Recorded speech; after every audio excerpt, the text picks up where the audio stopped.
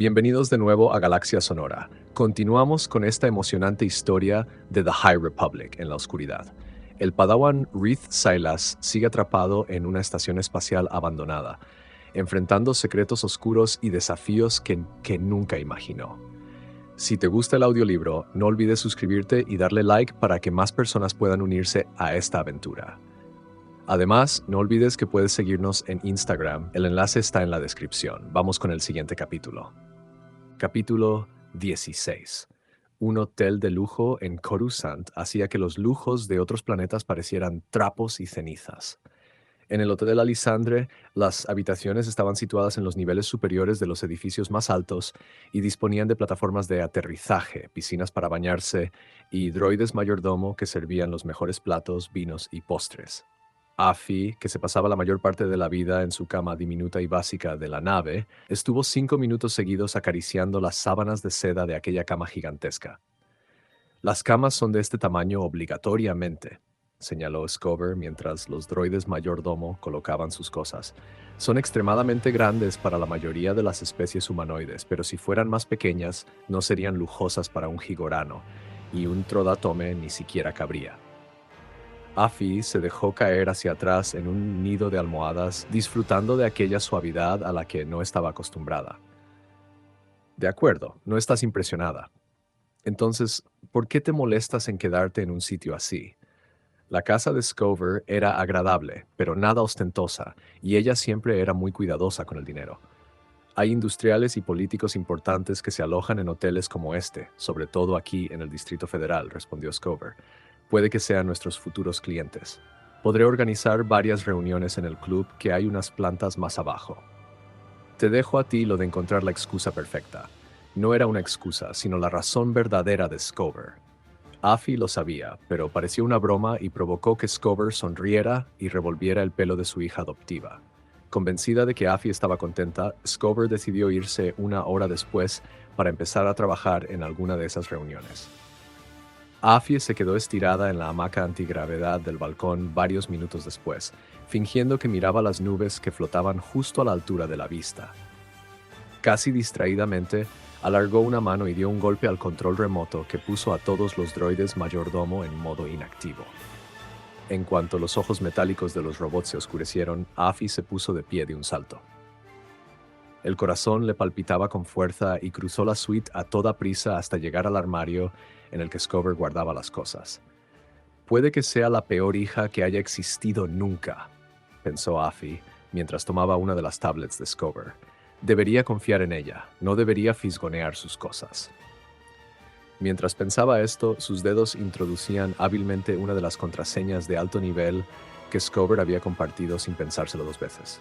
En cuanto toda la capacidad de memoria completa de la tablet estuvo abierta para ella, Afi puso los códigos de sector de la estación Amaxin, los mismos que estaban preprogramados en la nave. Los había memorizado. Después de verlos varios días brillando en el tablero de mandos, se le quedaron prácticamente grabados en la cabeza. Contuvo la respiración durante el rato que tardó la información en salir en la pantalla. Algunas frases destacaban como si estuvieran escritas en rojo: Centro de Transporte Confidencial. Revelación a gremios de la competencia punible mediante expulsión. Los incentivos incluyen bonificaciones dobles, condonación del interés del precio de compra de la nave, reducción de esclavitud por contrato. ¿Esclavitud por contrato?, susurró Afi. El gremio BIN utiliza trabajadores que son esclavos por contrato. Intentó investigar más la parte relativa al centro de transporte, pero esa información estaba vetada incluso para aquella contraseña. Supuso que solo la podría ver Scover. En su cabeza, Afi vio las largas líneas del código de los contrabandistas, sobre todo la pequeña ave de presa boca abajo. Escribió deprisa The Kestrel's Dive. Aquella información no estaba protegida por ninguna capa de seguridad. Afi podría haberla visto sin poner ninguna contraseña. Eso era lo poco que Scover sentía que debía ocultar. Pero Afi siguió leyendo, las manos empezaron a temblarle y deseó no haber abierto nunca la tablet. Muchos individuos de varias especies se tiñen el pelo o el pelaje. Seguro, insistió Reath. Eran Nihil. Hubo una época, De hecho, toda su vida, hasta los últimos 3 minutos en la que Reed nunca se habría imaginado plantarse en mitad de una reunión de un miembro del Consejo Jedi para anunciar que tenía información importante. Pero allí estaba. Ya se sentiría avergonzado más tarde. De momento estaba ocupado intentando convencer a varios maestros escépticos y a muchos otros asistentes a la reunión de que los Jedi ya se habían encontrado con los enemigos más nuevos y mortíferos de la República, una chica y un anciano. Un droide de protocolo soltó de repente: solicitud de transmisión procedente de la nave, maestros. Gracias a la fuerza que Leox estaba en la nave para recibir el mensaje en vez de holgazanear en algún fumadero de especias, pensó Reed. ¿O quizá lo habría enviado Geode? Antes de poderse plantear la capacidad de una roca para manejar comunicaciones entre naves, se proyectaron unas imágenes en la pantalla. Reed señaló la nave de Nan y Hag. ¿Lo ven? Sin duda es un diseño Nihil. Los Nihil no pueden ser los únicos que monten naves a partir de piezas sueltas, razonó la maestra Rosason. Y menos en la frontera, donde los astilleros y los suministros son más difíciles de encontrar. Pero los parecidos son sorprendentes. Y hay marcas de carbón, dijo el maestro Adampo, señalándolas antes de que tuviera que hacerlo Reed. Eso demuestra que ha estado en una batalla recientemente, a pesar de que no parezca un vehículo para luchar. Exactamente. Reed se concentró en los detalles que se le habían escapado antes. ¿Cómo era posible que no lo hubiera visto?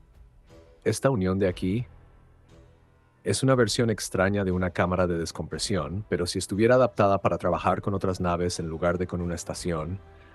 Sí, he visto cosas parecidas en hologramas de otras naves Nihil. La maestra Rosason cerró los ojos con una expresión que Reed encontró difícil de leer y después cayó en la cuenta de que era alivio. Aunque solo fueran dos, tuvieron suerte de que decidieran no realizar acciones agresivas en la estación. Podríamos haber perdido mucho más que un alma. Tal y como están las cosas, parece que escapamos sin consecuencias. Esa parte iba a resultar difícil. Respecto a eso, al maestro Adampo se le puso el pelaje de punta. ¿No querrás decir, crees que los Nihil tuvieron algo que ver con la muerte de Des Rydan? No, dijo Reed. No veo cómo podrían estar relacionados con su muerte. Nan no había estado más cerca de Des que el propio Reed. Pero mientras estábamos atrapados allí, Nan y yo tuvimos varias conversaciones sobre los Jedi, y la República, y el faro Starlight, y futuros envíos a aquella zona. Reed quería retroceder en el tiempo y zarandearse a sí mismo. Qué fácil había sido halagarlo y convencerlo. Nan lo había engatusado para que traicionara a la Orden en el preciso momento en el que, a muchos sistemas de distancia, la maestra Yora estaba muriéndose. Pensé que ella solamente era curiosa. Quise hacer una buena descripción de nosotros a una zona nueva de la galaxia. Ahora me doy cuenta de que estaba sonsacándome información, y la consiguió. Reed había esperado miradas sombrías y de desaprobación como primer y probablemente más ligero aspecto del castigo. Pero los miembros del consejo solamente parecían resignados. La maestra Rosason dijo: yo tampoco habría sospechado de ellos, sobre todo con la poca información sobre los Nihil que tenías. Y seguro que no revelaste información confidencial. Igualmente es información útil que los Nihil no tenían y ahora sí tienen, dijo Reed. Es culpa mía, y quiero arreglarlo si puedo. Los maestros se miraron desconcertados. ¿Qué quieres decir?, le preguntó el maestro Adampo. Hag y Nan tuvieron que quedarse atrás en la estación Amaxin. Todavía estaban acabando las reparaciones, gracias a la ayuda que les dimos. El disgusto hizo que Reed se pusiera rojo, pero no dejó de hablar. Nan dijo que tardarían tiempo en acabar. Quizá me estuviera mintiendo, pero en aquel momento no sospeché nada, así que no le di ninguna razón para engañarme. Para engañarme más, me refiero. «Quieres enfrentarte a ellos», dijo la maestra Rosason. «¿Con qué fin?» Reed no podía creer que no fuera obvio. «Son Nihil. Obtuvieron información secreta sobre nosotros. Nosotros podríamos obtenerla sobre ellos. Podríamos pedirles cuentas de lo que le pasó a la Legacy Run. Quizá incluso podríamos hacer una detención si su nave puede relacionarse con alguno de los ataques». «Solo son 2 personas», señaló el maestro Adampo. «Están en la estación Amaxin», dijo Reed. En otras palabras, el lugar en el que los ídolos fueron colocados para contener el lado oscuro. A mí, eso me hace pensar que hay algo interesante en esa estación, algo sobre su historia que todavía no hemos averiguado. Podría ser algo potente. De ser así, No creo que debamos dejar que los Neel sean quienes lo descubran. La maestra Rosason inclinó la cabeza. Son razones válidas, pero también hipotéticas. No sé si en este momento de crisis podemos permitirnos el lujo de enviar a un Jedi a investigar una mera hipótesis. La frustración sulfuraba a Reed. ¿Quieren dejarlos ahí sin más? La maestra Rosason le puso la mano en el hombro con tanta amabilidad que Reed se acordó de Yora. Mientras él tragaba saliva, ella dijo: si hubieras conocido sus identidades mientras estabas en la estación Amaxin, sí habrías actuado correctamente al detenerlos si hubiera sido posible. Sin embargo, en este punto, significaría enviar personas a las que necesitamos a través de arriesgadas vías del hiperespacio hasta una peligrosa estación, solo por la esperanza de que Nan no te hubiera engañado y de que su nave todavía no hubiera despegado. Es demasiado riesgo para poca recompensa. Quizá aquello tuviera lógica, pero lo único que sabía Reed era que no podía aceptarla. ¿Puedo presentar una petición formal para viajar por mi cuenta? Puedes hacerlo, contestó el maestro Adampo, pero probablemente será denegada. La maestra Rosason añadió: has perdido a tu maestra y a tu amigo. Necesitas un propósito nuevo, una acción constructiva que puedas hacer y la necesitas rápido. Esto no es solo por mí y mis sentimientos, insistió, y después se lo cuestionó. No es solo por eso, en todo caso. Si fuera tan sencillo, te dejaríamos ir, dijo el maestro Adampo. Pero es una época complicada y una situación compleja. El maestro hablaba con mucha amabilidad, y todos los demás también, lo cual solo hizo que Reed se decidiera aún más a plantear aquella solicitud formal. Y si se la denegaban, quizá tendría que averiguar hasta dónde estaba dispuesto a desviarse de las órdenes del consejo. Leox estaba relajando en el comedor de la nave, envuelto en un humo dulce y sintiéndose bastante bien. El gremio había sido justo con el retraso e incluso habían añadido una pequeña paga por peligrosidad, algo que escaseaba en el gremio Vine. Sospechaba que tenía que agradecerle la paga a Afi. En todo caso, no era un hombre que desdeñara la generosidad simplemente porque fuera algo escaso. Al día siguiente quizá iría a alguna de aquellas tiendas elegantes de Coruscant y se compraría unas botas nuevas. Y Yode puede que quisiera un buen pulido. Aquel agradable hilo de pensamiento fue interrumpido por una vocecita. Leox levantó la vista y vio a Afi de pie en la puerta. Vestía exactamente el mismo mono de trabajo que antes, pero llevaba el pelo suelto. Aquel pequeño cambio no podía explicar que pareciera mucho más joven y más pequeña. ¿Qué ocurre, pequeñuela? El hecho de ver que Afi no pusiera reparos al mote le preocupó más que cualquier otra cosa. Afi colocó otra silla de forma que quedaran sentados uno frente a otro en aquella mesa estrecha del comedor. En lugar de responder su pregunta, Afi dijo: ¿dónde está Geode? Se ha ido de marcha. Solo los dioses saben a qué hora volverá. Algún día tendrá que aflojar un poco. No sé cómo lo hace, dijo Afi, pero la broma compartida no le hizo sonreír. Leox se inclinó hacia atrás y cruzó las manos detrás de la cabeza. Por lo visto, puedo llegar mucho más lejos respondiendo preguntas en lugar de haciéndolas. Afi tardó un momento en empezar y no lo hizo con una pregunta. El gremio Vine no solo contrata a gente, tiene a esclavos por contrato. Correcto. ¿Tú lo sabías? Se lo quedó mirando boquiabierta. ¿Por qué no me lo habías dicho nunca? Al principio, admitió, me imaginé que tú tenías que estar al tanto de aquel secretito al ser la niña de los ojos de Scover. Después me di cuenta de que tenías una visión más dulce del mundo y no quería ser yo quien te la quitara. Es una lástima que todos tengamos que perderla. Afi apoyó la cabeza en la mesa. Leox no la presionó ni se entrometió en nada, simplemente dio otra pitada y dejó que ella se hiciera la idea. A veces se lavaba la cara a la esclavitud por contrato porque no era tan mala como la esclavitud a secas, con diferencia. El caso es que tampoco era tan buena como la libertad. La esclavitud por contrato se daba cuando una persona desesperada por encontrar un trabajo encontraba empleadores que querían trabajadores que no pudieran llevarles la contraria. Incluso los propietarios de naves eran presa de esta trampa cuando acababan con más facturas por reparaciones y combustible que cargamentos. Era un riesgo habitual de las naves más pequeñas. La gente vendía su trabajo y su libertad de movimientos durante un periodo fijo de tiempo, normalmente no inferior a 7 años. Leox había oído que había alguna esclavitud por contrato que duraba 3 décadas enteras. Había ciertos límites legales respecto a lo que los esclavos por contrato podían ser obligados a hacer en los gremios que querían trabajar con la República. No se les podía pedir que arriesgaran la vida, por ejemplo. Pero igualmente, las personas esclavas por contrato estaban atrapadas durante años en la desgracia de un trabajo incesante y sin gratificación. No era de extrañar que los Jot construyeran industrias con aquella práctica. Busqué la nave de mis padres, dijo Afi al final. The Kestrel's Dive. Así fue como descubrí que eran esclavos por contrato para Scover. Soltar aquello le había costado. Leox alargó la mano hasta la nevera y le pasó una botella de agua. Afi la tomó en silencio. Tenías razón sobre el código de los contrabandistas, continuó. No era un grupo que intentara robar dinero a Scover. Solo es una prueba de que la gente del gremio Vine utiliza la estación Amaxin. Prácticamente tienen que hacerlo. Scover ofrece bonificaciones y ventajas si ellos asumen los riesgos, por ejemplo, perdonándoles unos cuantos años de su esclavitud por contrato. Estoy bastante segura de que por eso mis padres... Afi contuvo el llanto. Llevaron The Kestrel's Dive a aquella estación. Y por eso murieron allí. ¿Ahí es donde murieron? Lo he encontrado en los registros de Scover, dijo desanimada. Estaba marcado como confidencial, hace solo unas horas. Por lo visto, hay transportistas que intentan acceder a los anillos de hélice para impulsar los motores. Cuando se hacía correctamente, aquella maniobra podía impulsar una nave para hacer un trayecto con solamente una décima parte del combustible habitual.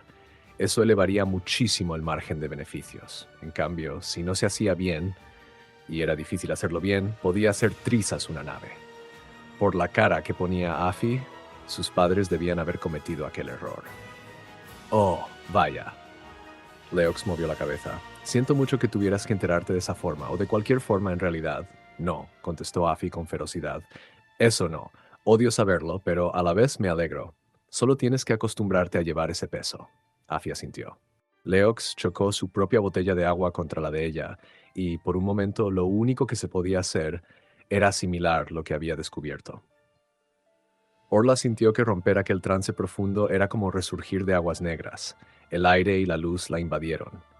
Pese a haber tenido los ojos abiertos, no había visto lo que la rodeaba, ni nada en realidad, sino que solamente se había conectado más profundamente a los demás Jedi del círculo. Todos intercambiaron miradas mientras se volvían los unos hacia los otros con movimientos perfectamente sincronizados. Orla conservaba el control de su mente y su cuerpo. No habían compartido la conciencia del todo, pero sí que habían alcanzado un estado de armonía que les permitía reflejar no solo movimientos, sino también pensamientos e intenciones. Eso les daría la mejor oportunidad posible de combatir cualquier mal que fuera liberado. Unidos, levantaron las manos, percibieron de nuevo la cálida intensidad de la contención de la fuerza y la extinguieron. El santuario de las profundidades no estaba oscuro, pero de repente todo parecía más sombrío. No, se dijo Orla, solo hace más frío. Aunque la calidez de la contención hubiera sido una ilusión, las ilusiones tenían su propia fuerza. Lo que Orla no entendía era que, en ese momento, la sala parecía estar vacía. No había nada más. Las únicas emanaciones de la fuerza procedían de sus compañeros Jedi. ¿Ya he disipado la emergencia?, preguntó Orla. La confusión estaba debilitando su vínculo compartido. ¿O todavía está presente? ¿Al acecho? Aquí no hay nada. Geek 2 abrió unos ojos como platos al asimilarlo. No hay nada atrapado. Ni lo hay ahora ni lo había antes. Eso es imposible, dijo la maestra Mirabel. Compartimos sus recuerdos de la estación Amaxin. La oscuridad que notaron ahí, aquel poder crudo, era muy real. ¿Y las advertencias que recibimos?, la interrumpió Orla. ¿Las visiones? Me temo que podemos haber malinterpretado las advertencias. Comac fue hasta el ídolo insecto que tenía piedras preciosas. Quizá no los utilizaron para contener el lado oscuro, sino para apagarlo, para mantenerlo en su lugar. Por eso los ejercicios de contención han sido tan difíciles de ejecutar. Estábamos solapándonos con sus fines originales y, en última instancia, los borrábamos. Explica con palabras llanas para los que no estamos familiarizados con la arqueología de la fuerza antigua, dijo Orla. Estas estatuas no retenían el lado oscuro en su interior, sino que lo conservaban en la estación Amaxin. Lo mantenían prisionero allí, intentando avisarnos. Comac se puso una mano en el pecho al asimilar el significado de sus propias palabras. Por eso, cuando retiramos las estatuas. No eliminamos la oscuridad, acabó Orla, la liberamos. Y así concluye otro emocionante capítulo de The High Republic, en la oscuridad. La tensión sigue aumentando y los misterios continúan desenmarañándose. Si te está gustando la historia, no olvides darle like al video, suscribirte al canal y compartirlo con tus amigos. También puedes seguirnos en Instagram para contenido exclusivo y actualizaciones. Gracias por acompañarnos en este viaje por la galaxia y nos vemos en el próximo capítulo.